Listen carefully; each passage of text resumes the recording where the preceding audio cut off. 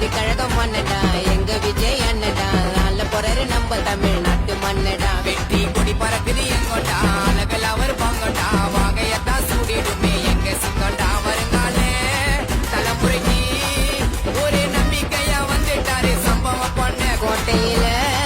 கால் பதிச்சு